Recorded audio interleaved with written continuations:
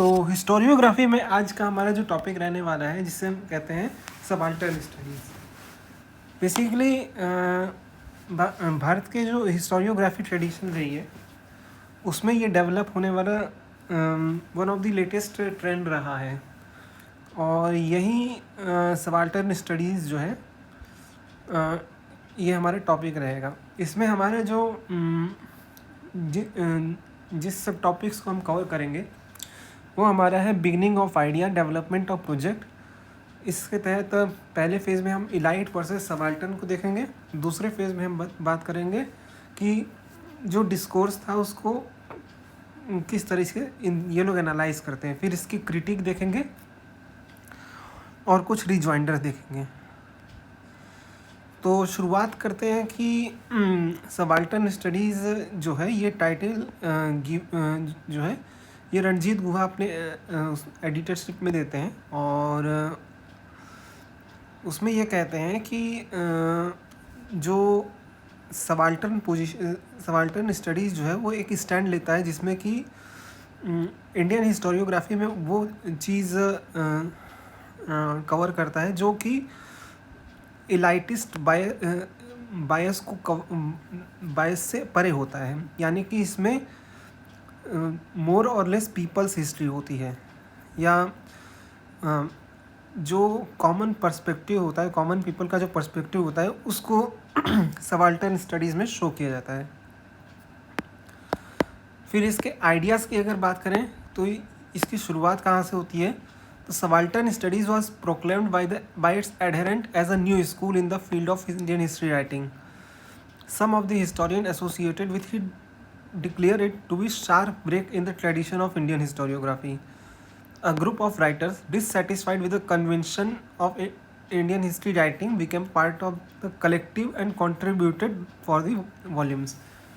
यानी कि जो हिस्टोरियन जो ट्रेडिशनली भारतीय इतिहास लेखन के पद्धति से परंपरा से संतुष्ट नहीं थे वो इस प्रोजेक्ट से जुड़ते हैं और इस नए सबाल्टर्न स्टडीज़ में अपना योगदान देते हैं। तो besides the article published in the volumes of subaltern studies, these writers also wrote for many other journals and edited volume as well as published monographs which are today associated with subaltern themes and methodology. इस venture की शुरुआत रंजीत गुहा करते हैं जिन्हें जो अपने subaltern studies में marginalised academics के नाम से शुरू करते हैं और बहुत जल्द ये इसकी रेपुटेशन काफ़ी ज़्यादा बढ़ जाती है पूरे भारत में भी और भारत के बाहर भी। रंजीत गुहा ने बहुत सारे एसेज भी पब्लिश किए हैं और इसमें जो एक इनका एसे रहता है वो इंटरनेशनल ऑडियंस को टारगेट रख के भी इन्होंने पब्लिश किया था। In some of the recent volume of subaltern studies has included themes from non Indian third world countries also. तो इसमें जो गैर भारतीय थर्ड वर्ल्ड कंट्रीज है जैसे एशिया अफ्रीका के कई सारे देश हुए तो उनको भी इसमें शामिल किया जाता है।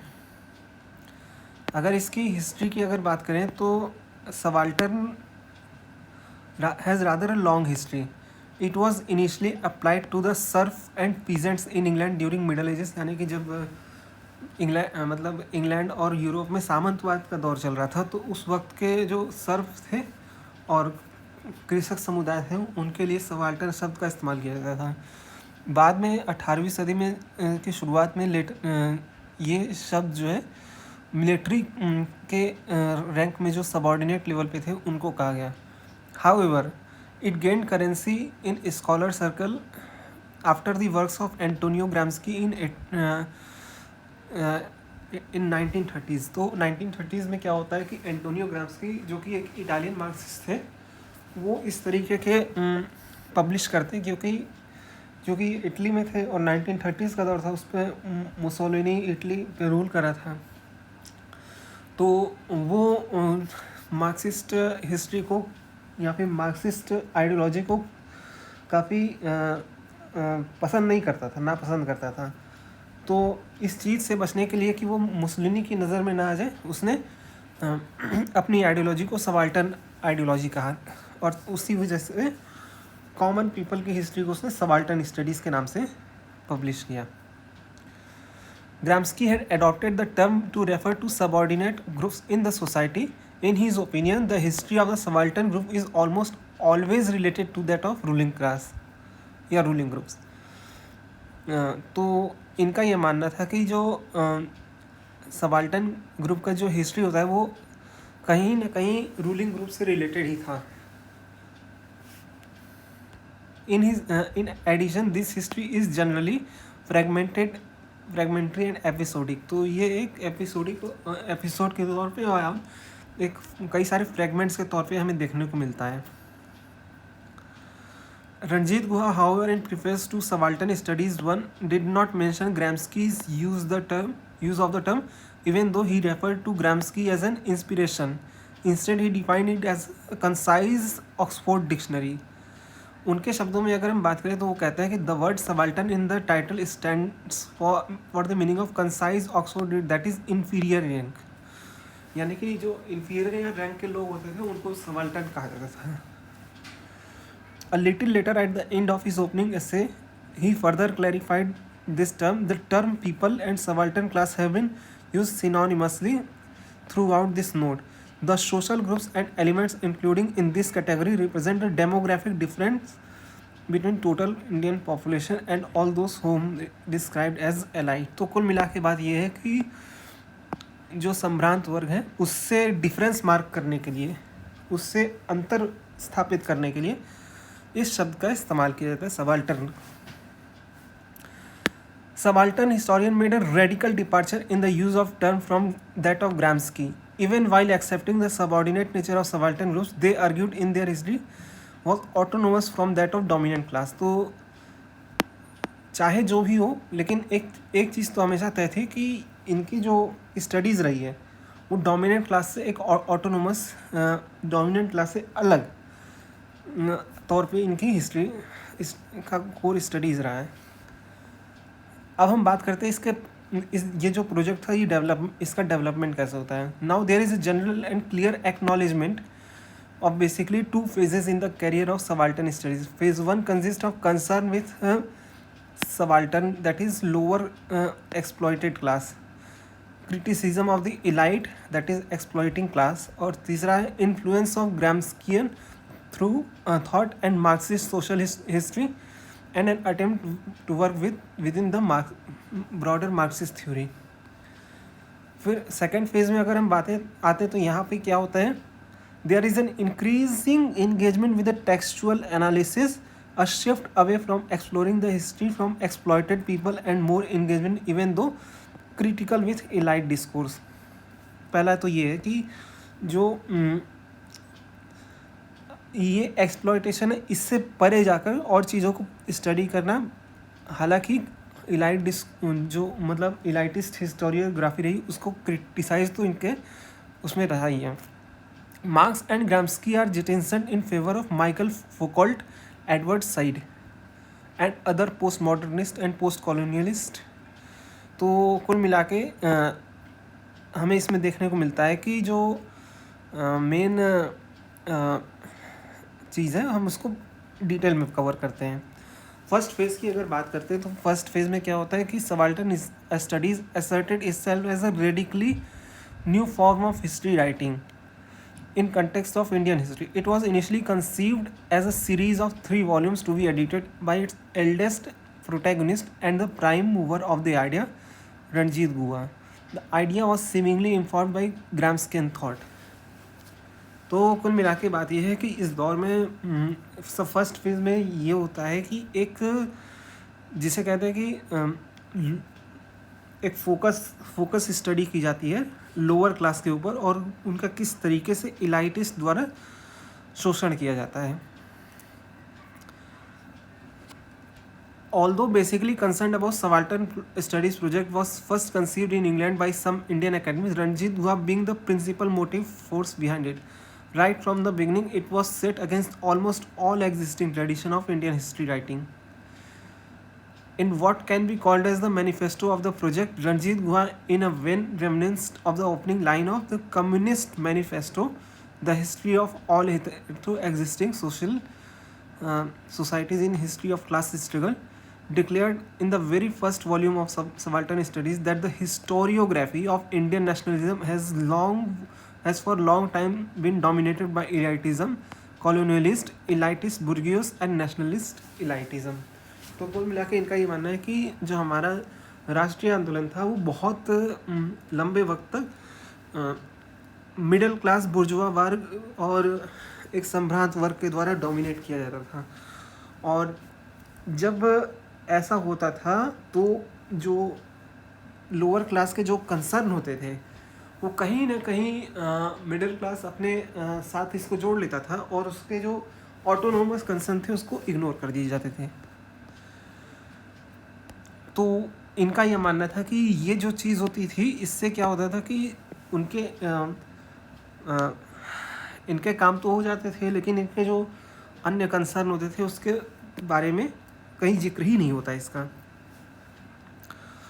तो इसमें ये कहते हैं इसमें ये आगे बताते हैं कि despite there difference both share certain things in common and most important of this was the absence of politics of the people from their account. तो नेशनलिस्ट और कॉलोनियलिस्ट के अंदर ये चीज़ कॉमन थी कि कॉमन पीपल का जो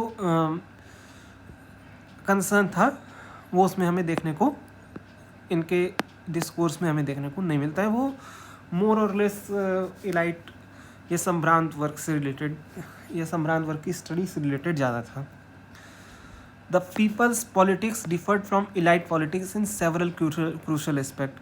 for one, its root lay in traditional organisation of people such as caste and kinship network. यानी कि पहला अंतर ये था कि ट्रेडिशनल ऑर्गेनाइजेशन यानी कि पारंपरिक जो संगठन था लोगों का वो काफ़ी हद तक जाति और नातेदारी के जो संबंध था उसके ऊपर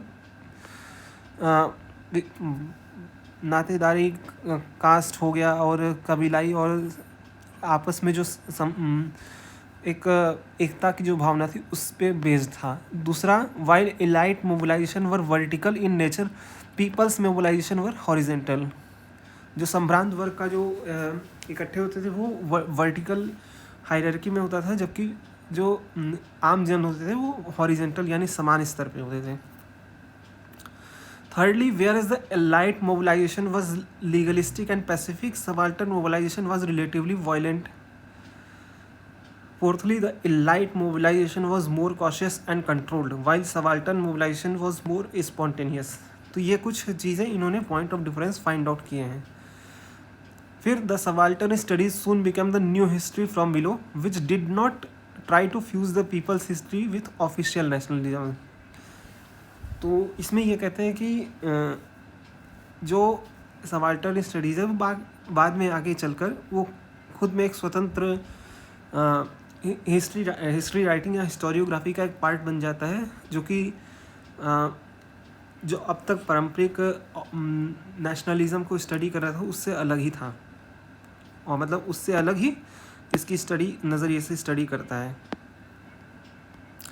Largely influenced by Gramsci in its initial phase in trying to discover the radical consciousness of dominant groups, it was pitted against the three main trends in Indian historiography. Colonialist, which saw the colonial rule as the fulfillment of mission to enlighten the ignorant people. Nationalist, which visualized all the protest activities as part of making of the nation state. And Marxist, which subsumed the people's struggle under the progression towards the revolution and a socialist state. तो ये तीनों को ही एक साथ कटघरे में खड़ा करते हैं। The aim of the project was manifold to show the bourgeois and elite character of Congress nationalism which was set to restrain popular radicalism.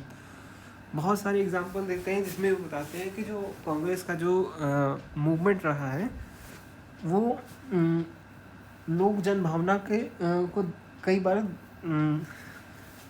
जब लोक जनभावना उभार पे आती तो उस समय उसको कंट्रोल में करने का कांग्रेस का राष्ट्रवाद काम करता है।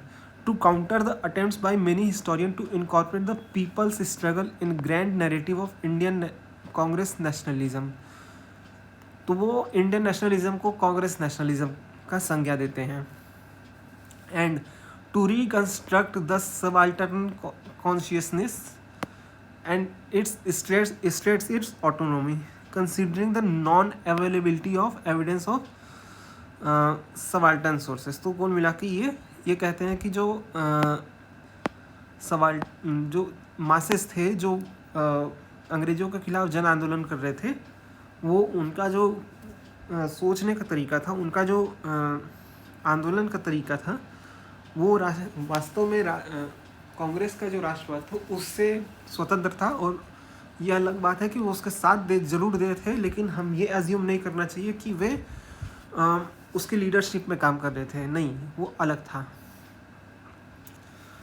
तो ये सारी चीज़ें हमें इसमें फर्स्ट फेज में हमें देखने को मिलती हैं. Subaltern studies was conceived in an atmosphere where Gramsci's ideas were making significant impact. Eric Hobsbawm, Raymond William and Stuart Hall, इन तीनों का नाम हमें जहन में रखना है. Incorporating Gramsci idea into their work. Perry Anderson and Tom Nairn on the other hand were developing favourable critique of Gramsci. तो ये सारे कुछ लोग थे जो कि वेस्टर्न मार्क्सिस्ट थे और एंटोनियो ग्राम्स्की के जो आइडिया थे उसको सपोर्ट करते थे. तो on the political side, the international and national scene in the late 1960s and early 1970s had become radicalized, and questions are being raised on the established and conventional ideas. The conventional political parties from the right to left came for criticism, and much emphasis was placed on non-conventional political formation and activities. यानी कि अब तक पारंपरिक रूप से जो भारत का इतिहास लेखन रहा है वो मेनली पॉलिटिकल पार्टीज़ के मतलब जो एग्जिस्टिंग पॉलिटिकल पार्टीज़ रही उनके सोच पे आधारित रहा है. लेकिन जो रिविजनिस्ट हिस्टोरियंस रहे हैं, रिविजनिस्ट हिस्टोरियोग्राफी रही, वो इस चीज़ पे फोकस है कि पॉलिटिक्स से बजाय जो लोगों के जो मसले थे, लोगों के जो इश्यूज थे, कंसर्न थे, उनको फोकस करना, उनके बारे में बताना ज़्यादा हम लोगों का काम है. The subaltern historian, disenchanted with the Congress nationalism and its embodiment in the Indian state, rejected the thesis of popular mobilization was result of economic condition or initiative from the top. They claimed to have discovered a popular domain which was autonomous. Its autonomy was rooted in condition of exploitation and with its politics was opposed to the elites. तो कुल मिला के कह रहे हैं कि जो कांग्रेस का राष्ट्रवाद है ये मोर और लेस इलाइट के मतलब इलाइटिस्ट ट्रेंड में रहा है, और इसमें जो है मासेस उनका साथ जरूर देती हैं लेकिन ऑटोनोमस तौर पे, न कि उनके अंडर में. Shahid Amin's study of the popular perception of Mahatma Gandhi is revealing example. In his article Gandhi as Mahatma, deriving evidence from Gorakhpur district in eastern UP, he shows that the popular perception and actions were completely at variance with the Congress leaders' perception.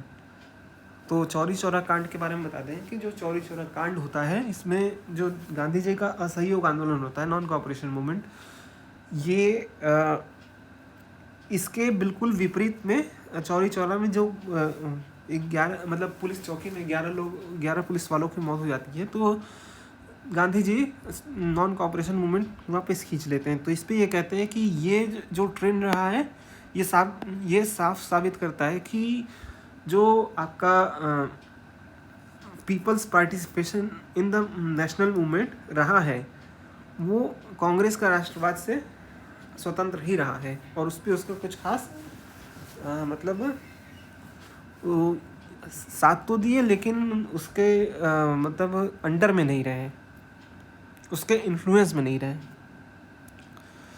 The stories which circulated also emphasise the magical powers of Mahatma and his capacity to reward or punish those who disobeyed or obeyed them.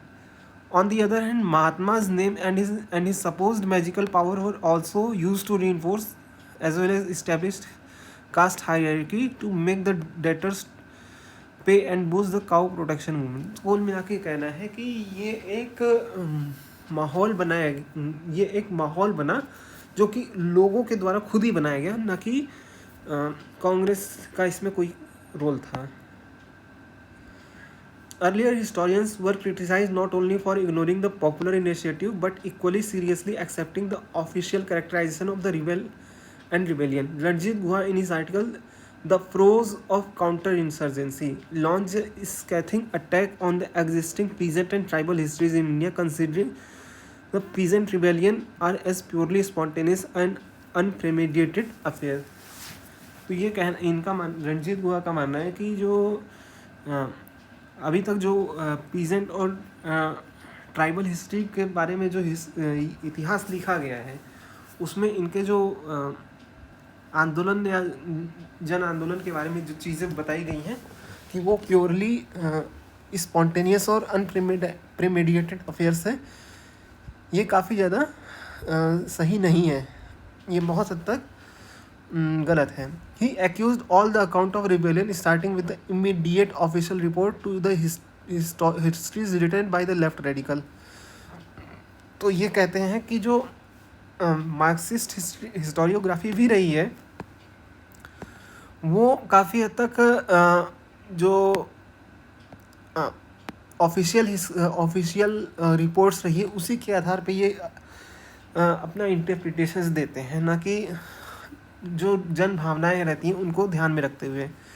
ज्ञान पांडे अपनी जो किताब है जिसमें peasant revolt in Indian nationalism 1919 से 1922 में ये बात बताते हैं कि peasant movement in Awadh rose before and independently of non cooperation movement and peasant understanding of the local power structure and its alliance with colonial power was more advance than that of urban leaders. तो यानी कि इनका मानना है कि जो यहाँ के रहने वाले कृषक समुदाय थे अवध में वो नॉन कॉपरेशन मूवमेंट से पहले ही यहाँ पे अंग्रेज़ों के खिलाफ जन आंदोलन कर रहे थे, और इनकी जो लोकल पावर स्ट्रक्चर के बारे में जो समझ थी और इनके जो भी अंग्रेज़ों के साथ जो भी इनके सांठगांठ थी उसको उनकी समझ जो शहरी जो लीडर थे उनसे ज़्यादा अच्छी थी. Moreover, the peasant militancy was reduced wherever the Congress organization was stronger. और वो ये भी कहते हैं कि जहाँ पे भी कांग्रेस का संगठन मजबूत रहा है वहाँ पे पीजेंट मिलिटेंसी कमज़ोर रही है. तो ये सारी हमें चीज़ें यहाँ पे साफ साफ देखने को मिलती हैं. अब हम सेकंड फेज़ की बात करते हैं जहाँ पे डिस्कोर्स का एनालिसिस होता है. Over the years there begin a shift in the approach of subaltern studies. The influence of the postmodernist and postcolonialist ideology became more marked, while the emphasis on subaltern may be associated with Guha, Pandey, Amin, Hardiman, Henningman, and Sarkar, and some of the post-colonialist influences were revealed in the works of Parth Chatterjee. उनकी जो किताब है nationalist thought and colonial word applied post-colonial framework for Edward Said, which viewed the colonial power knowledge as a in volume of subaltern studies even earlier. तो ये अपने बात कहते हैं कि जो power in his later book The Nation and Its Fragments further carry this analysis. तो इस एनालिसिस को और आगे बढ़ाते हैं. Many other writers in subaltern studies slowly abandoned the earlier adherence to Marxism. There was a bifurcation of intellectual concern in their ranks. While some of the subaltern history still stuck to subaltern themes, a larger number began to write in post-colonialist modes. तो कुल मिला के ये इस second phase में क्या होता है कि जो सबाल्टर्न स्टडीज़ का जो मेथोडोलॉजी रहता है वो मोर और लेस पोस्ट कॉलोनियलिस्ट आइडियोलॉजी पे बेस्ड रहता है. Subalternity as a concept was also refined. यहाँ पे ये रीडिफाइंड किया गया. Earlier it stood for the oppressed class in opposition to dominant class both inside and outside. अब क्या होने लगा, later it was conceptualized in opposition to colonialism, modernity and enlightenment। अब यहाँ पे सिर्फ कॉलोनियलिज्म ही नहीं बल्कि मॉडर्निटी और इनलाइटनमेंट के खिलाफ भी ये सबाल्टर्न स्टडीज़ आगे बढ़ने लगी है। तो ये सारी चीज़ें हमें देखने को यहाँ पे मिलती हैं। There is also an attempt to justify this shift and link it to initial project. Thus the editors of volume 10 of subaltern studies, Gautam Bhadra, Gyan Prakash and Susutharu, proclaim that nothing not elite practice, state politics, academic discipline, literary text, this archive source language was exempt from the effect of subalternity। तो इनसे कुछ भी छिपा नहीं है, मतलब इनसे कुछ भी अछूता नहीं रहा है। Gyan Prakash has argued that since the Indian subaltern did not leave their own record, the history from below approach in imitation of western model was not possible। जैसा कि मैंने अपने पिछले वीडियो में बताया था कि सबसे बड़ी समस्या हिस्ट्री फ्रॉम बिलो की समस्या ये रही है कि कोई रेलिवेंट सोर्स ही नहीं रहा। इसलिए यहाँ पे जो हिस्ट्री फ्रॉम बिलो या सबाल्टर्न हिस्ट्री लिखी गई है उसमें काफ़ी ज़्यादा प्रॉब्लम होने लगी है। Therefore, subaltern studies had to conceive subaltern differently and write different history। According to him, it is important to see subalternity as a discursive effect which warrants the reformation notion of subaltern। तो कुल मिला के इनका मानना है कि जो subaltern studies को यहाँ जो स्टडी करने का तरीका है उसको बदलने की ज़रूरत है। दीपेश चक्रवर्ती इस चीज़ को आगे ले जाते हैं और कहते हैं कि goes even further in denying a separate domain not only for subaltern history but the history of third world as a whole। तो वो यहाँ पे थर्ड वर्ल्ड को भी इसमें इंक्लूड करते हैं। Second phase of subaltern study therefore not only moves away from earlier emphasis on exploration of the subaltern consciousness, it also questions the very ground of historical works such such inline postmodernist thinking in the West। अब critic की बात करते हैं तो there had been wide range criticism of the subaltern studies for many quarters. Right from the beginning the project has been critic by Marxist, nationalist and Cambridge school of historians. तो subaltern history के जो critic हैं वो Marxist भी रहे हैं, nationalist भी रहे हैं, कैम्ब्रिज स्कूल के रहे हैं। तो और वो भी रहे हैं जो कि इन तीनों से जिनका कोई नाता नहीं रहा है। Some of the earlier critique were published in social scientist. In one of the Javed Alam criticise subaltern studies for its insistence on an autonomous domain on the subaltern. According to Alam the autonomy of the subaltern politics is predicated on perpetuity of rebellious action on a consistent tendency towards resistance and propensity to rebellion on part of peasant masses। तो इनका ये मानना है कि जो subaltern politics जो रही है वो इनके हिसाब से, मतलब सबाल्टर्न वालों के हिसाब से अगर हम बात करें तो जब कभी विद्रोह होता है तो तभी इसको मेंशन करते थे, जबकि शांति काल में इनके पॉलिटिक्स या फिर इनके सोचने का ढंग क्या रहा है उसको बारे में फोकस ही नहीं करते हैं। संगीता सिंह अपने दूसरे एस्से में बताती हैं कि Ranjit Guha was criticise for presenting a caricature of the spontaneous action by peasant rebels. In Guha's understanding it was alleged spontaneity is synonymous with reflexive action. तो ये कहते हैं कि रंजीत गुहा खुद स्पॉन्टेनियस पीजेंट रिबेलियन को स्पॉन्टेनियस वे में दर्शाते हैं। Guha whole effort is set to rehabilitate spontaneous as political method. और वो ये कहते हैं कि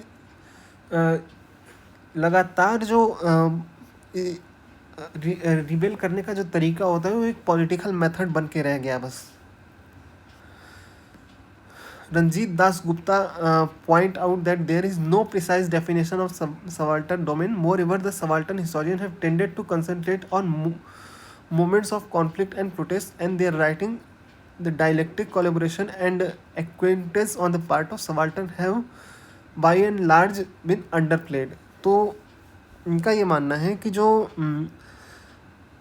उनकी जो सबाल्टन लोगों की जो हिस्ट्री रही है वो ज़्यादातर प्रोटेस्ट के ऊपर बेस्ड रही है और कॉन्फ्लिक्ट के ऊपर बेस्ड रही है, और उनकी जो राइटिंग रही है वो इस चीज़ को अंडर प्ले करती है कि वो बाकियों के साथ कैसे संबंध रखते थे। The rigid distinction between the elite and subaltern, ignoring all other hierarchical formation, was criticized by others as well. David Ludden in the introduction of an, तो इसमें डेविड लुडेन का भी नाम आता है इस क्रिटिसिज्म में। रोसैलिंड ओ हैनलोन offers a comprehensive critique of earlier volume of subaltern studies.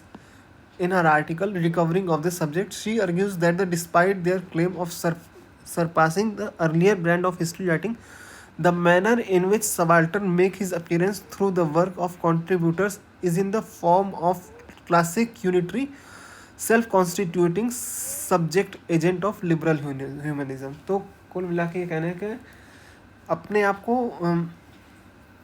परिवर्तन का एक वो झंडा बरदार मानने के बावजूद जो इनका जो मैनर ऑफ स्टडी रहा है वो ज़्यादा कुछ बदलाव इसमें हमें देखने को नहीं मिलता है।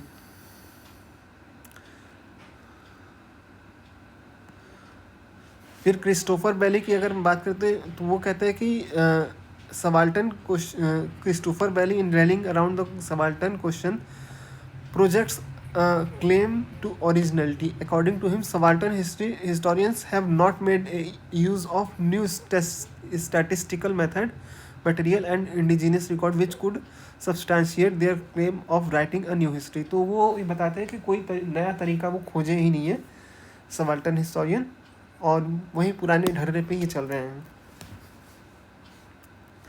सुमित सरकार, who was earlier associated with the project, later on criticized it for moving towards post colonialism.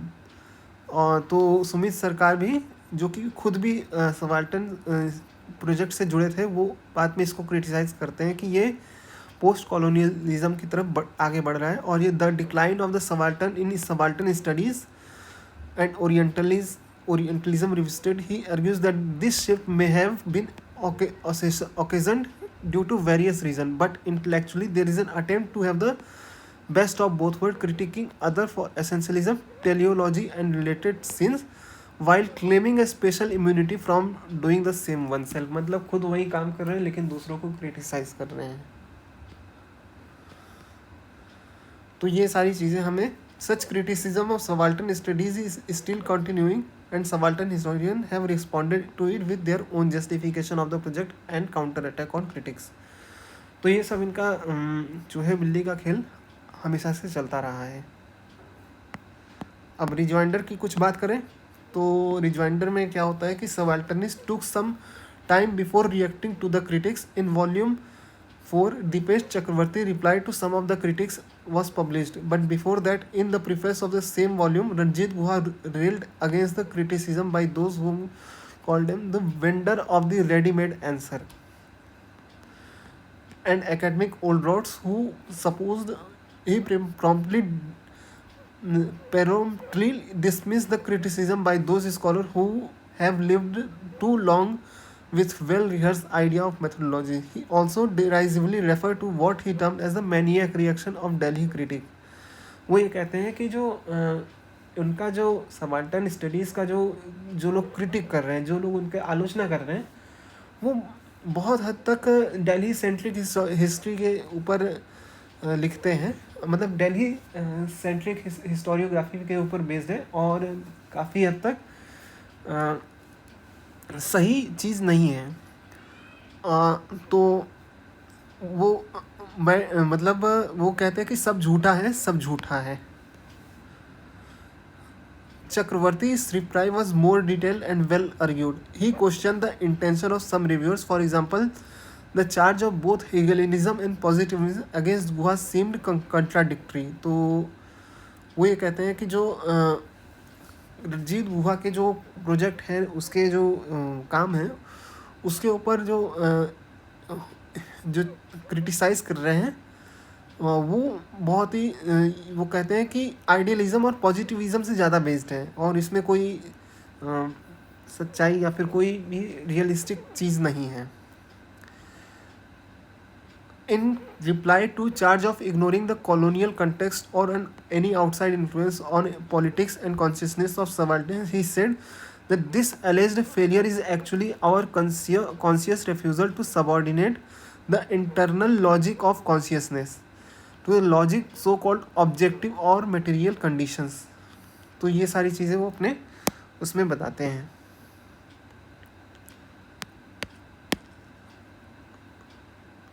Dipesh Chakravarti, Gyan Prakash has been most vocal defender of the project. He praised the project as a part of post-foundational and post-Orientalist historiography of India. He argued the subaltern historians have been able to rescue the writings from clutches of elite historiography. तो वो ये कहते हैं कि subaltern historiography ने जो सम्रांत वर्ग की जो हिस्ट्री उसके चंगुल से छुड़वाने का सफल प्रयास किया है. ज्ञान प्रकाश अपने दूसरे आर्टिकल में ये कहते हैं कि the reason for a shift in the position as a subaltern studies project developed and he defends this change. वो इस प्रोजेक्ट को चेंज करते हैं. He supports the later development as it turn out to sharp critique of the discipline history. तो ये इस तरीके की चीज़ें हमें देखने को मिलती है. कुछ काउंटर करते हैं तो कुछ क्रिटिक का काउंटर हमें इनके विभिन्न चीज़ों से हमें देखने को मिलता है. तो ये था हमारा आज का सबाल्टर्न स्टडीज़ के ऊपर टॉपिक. अब हमारा जो नेक्स्ट स्टडी रहने वाला है वो हम बात करेंगे gender in Indian history writing. तो मिलते हैं आपसे हम नेक्स्ट वीडियो में. तब तक के लिए अपना ध्यान रखिए.